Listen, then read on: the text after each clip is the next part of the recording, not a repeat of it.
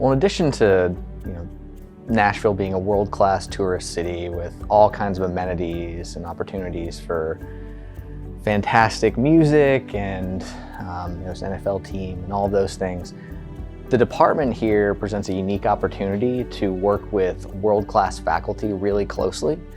In other places where you have faculty of this caliber, it's hard to get access to them because everybody wants to work with them. But at Vanderbilt, the department is small enough that you can get in front of them, get in their offices, talk about their ideas, co-author with them.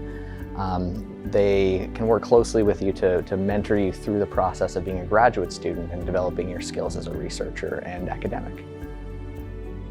Well, aside from how beautiful campus and the facilities were, as soon as I met the faculty here, I just knew that this was a place where professors really care about graduate student learning. Everyone was really looking forward to talking to me about my research and telling me more about everything going on at Vanderbilt. And even the first time I spoke to professors, they were telling me what they were working on that they were looking forward to inviting us to work on with them. And it was just extremely obvious that faculty here set aside a lot of time to help improve graduate student learning and help us get experience on the things that we care about.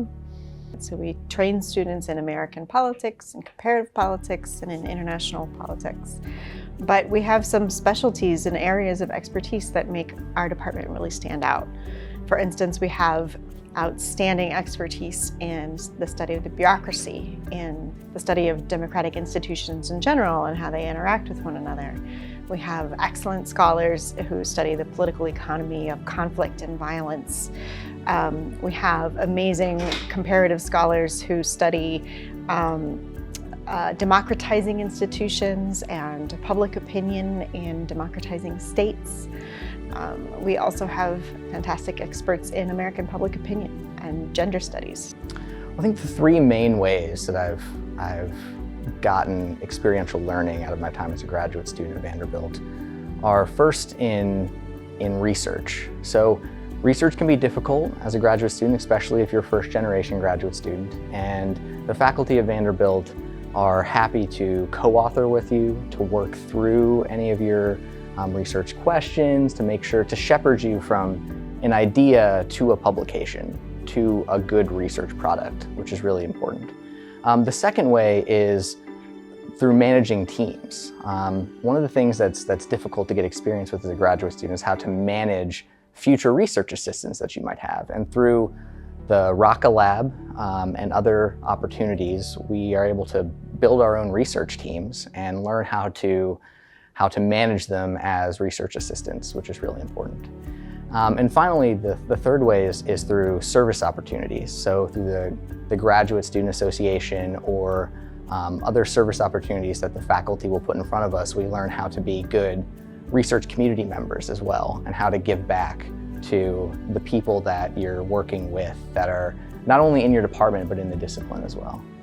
So we pride ourselves in a multi-level mentorship model such that we're connecting incoming students with students from older cohorts so that they can have insight into how to navigate our different structures.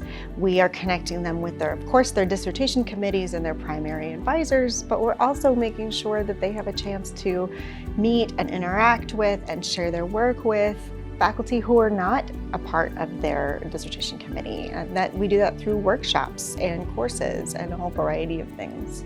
And we also just really encourage our students to work together, to be supportive of one another, to work together on course assignments, to work together on research projects so that they're building a strong peer network as they move into their careers. So I think our department is doing two things really well. I mean, one is that the modern tools of social science are primarily quantitative tools, and we're giving students a really good introduction to those methods. Doesn't presume a lot of prior math or any math, Obviously, many students come to graduate programs and they're a long way away from their high school calculus, which was true for me. And so we're helping, giving them the foundations they need, and then we're allowing them to go, basically as far as they want to go, and learning tools, not just basic tools, but really learning tools that actually are specific and relevant to the projects that they want to undertake.